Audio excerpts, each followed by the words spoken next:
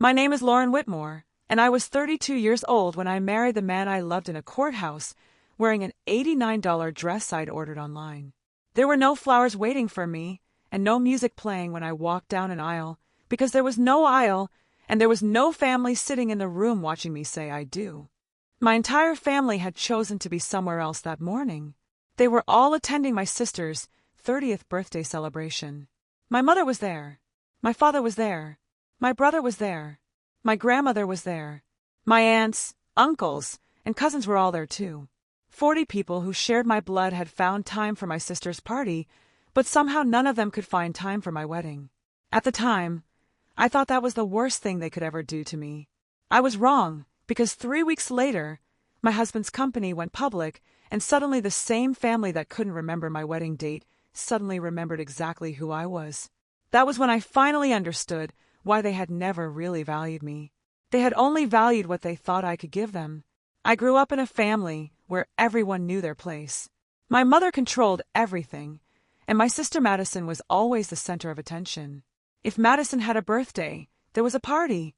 If Madison had a problem, everyone stopped what they were doing.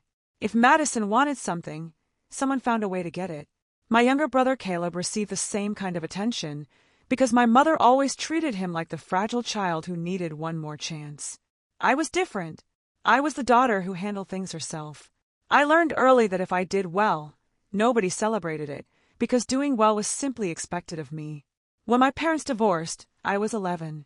My father moved away and slowly disappeared from my life. My mother never directly blamed me, but she had a habit of telling me I had my father's eyes whenever I disappointed her. I understood what she meant.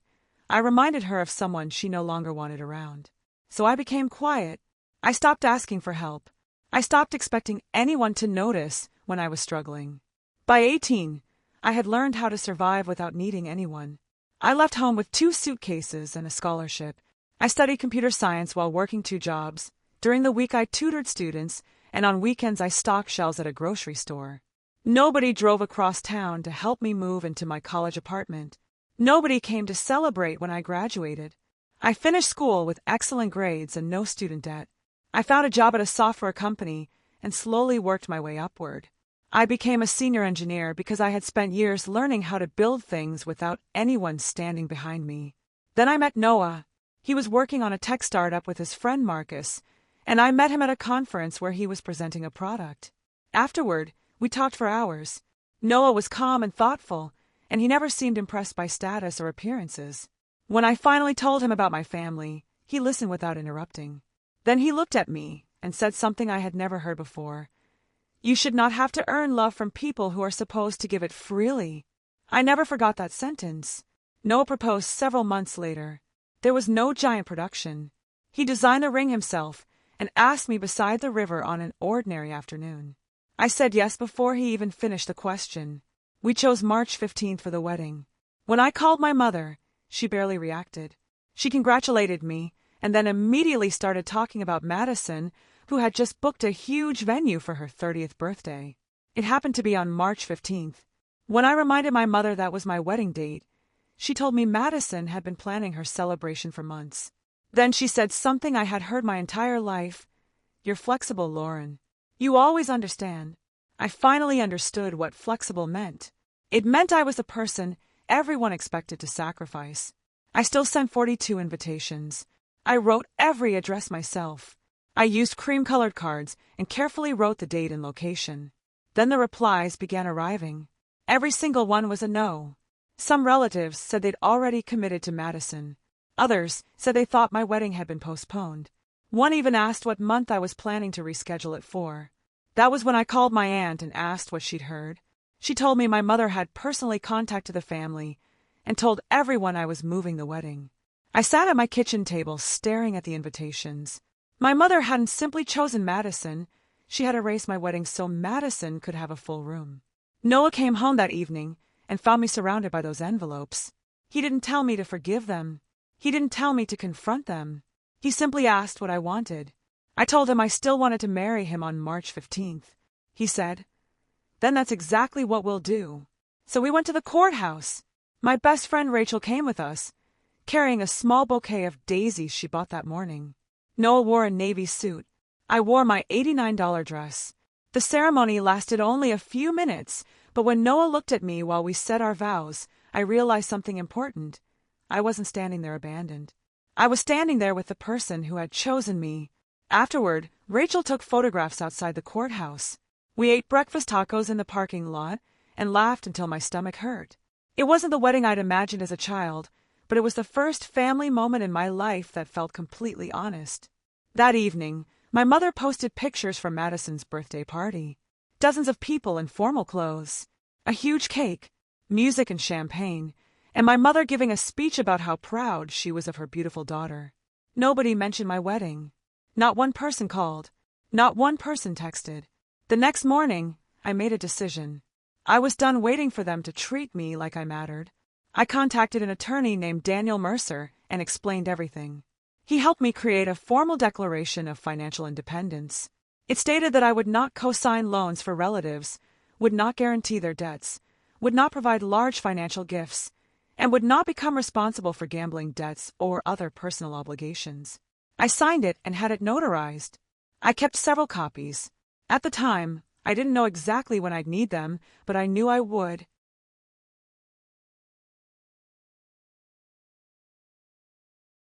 3 weeks later, everything changed. Noah's company went public. It opened strongly and finished the day with a valuation close to $50 million. Noah owned a significant share. Suddenly his stake was worth several $1,000,000. I also had equity because I had joined the company early and helped build the technology. We didn't celebrate with a mansion or an expensive vacation. We went home and ordered Thai food. Then we started looking for a house. 11 days later, we bought a beautiful property outside the city. 5 bedrooms, large windows, 2 acres of land, a huge kitchen. It was the kind of house my family would have assumed we bought to impress people. But I knew better. We had spent years saving. We had lived below our means. We had planned carefully. The first thing I placed in the new house was our marriage certificate. I put it in a simple frame near the entrance. The courthouse seal was visible.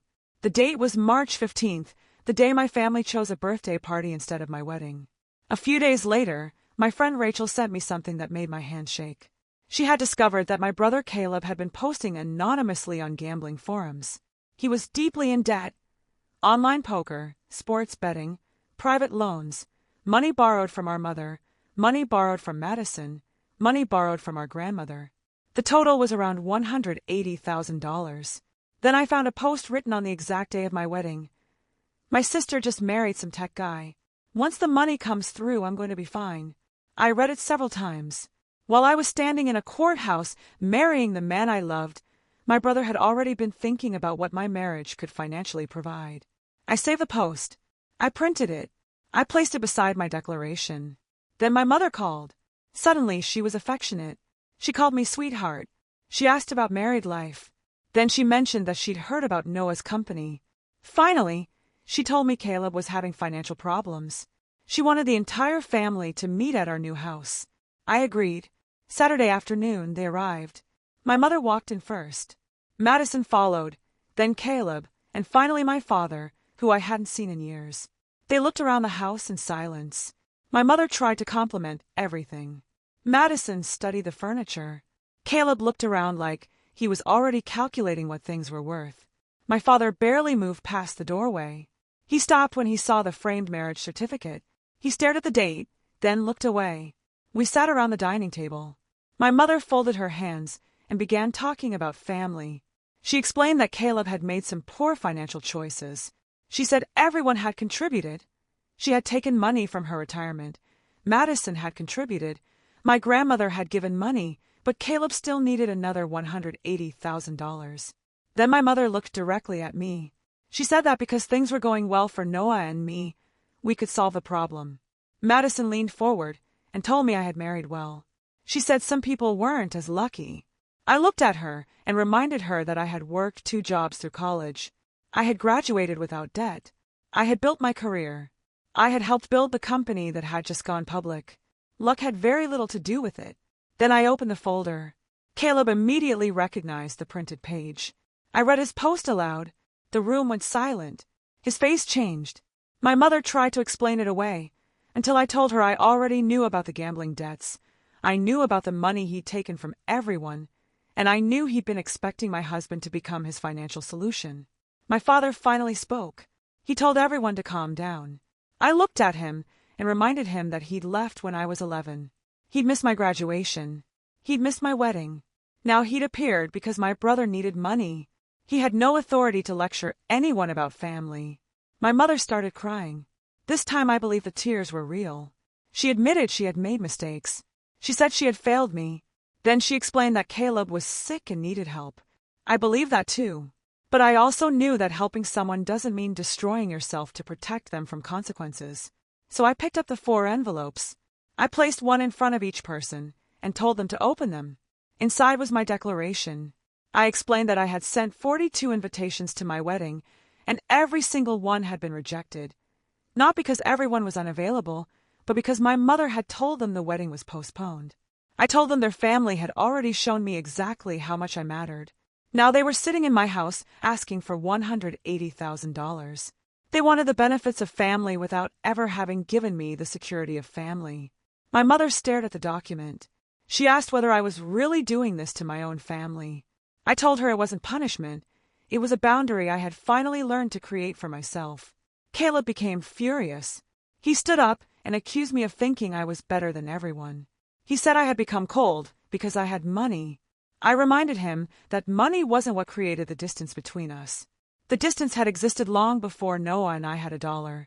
Madison tried to defend him, but when I reminded her that she had deliberately chosen my wedding date for her party, she went quiet. I told her I had checked with the venue. They'd had other dates available. She had known exactly what she was doing. Nobody argued after that. My father apologized. It wasn't enough to repair 20 years, but I accepted the words for what they were. My mother was the last to leave. She stood in the entryway, staring at the marriage certificate. She touched the frame, looked at the date, then walked outside without saying goodbye. When the door closed, I finally felt the silence. But this silence was different. It didn't feel like rejection. It felt like freedom. Noah came downstairs and sat beside me. I told him it was finished. He took my hand. I pulled the 42nd invitation from my wallet. I had carried it for months. I placed it inside my own copy of the declaration.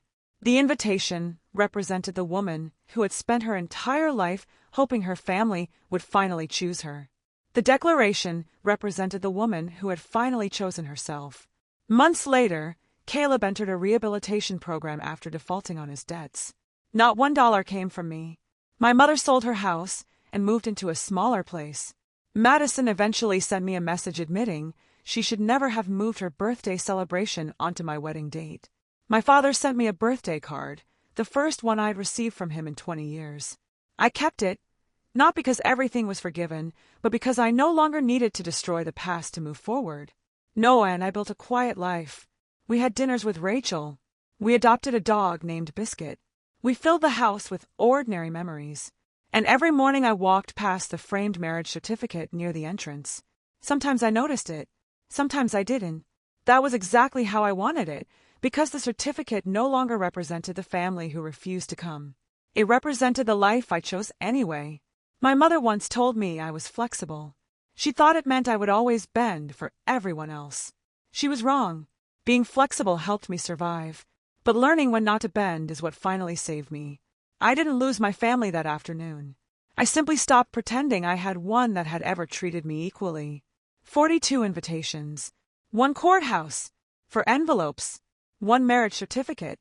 That became the line between the woman who kept asking to be chosen and the woman who finally chose herself. And for the first time in my life, I wasn't waiting for anyone to tell me that I mattered. I already knew.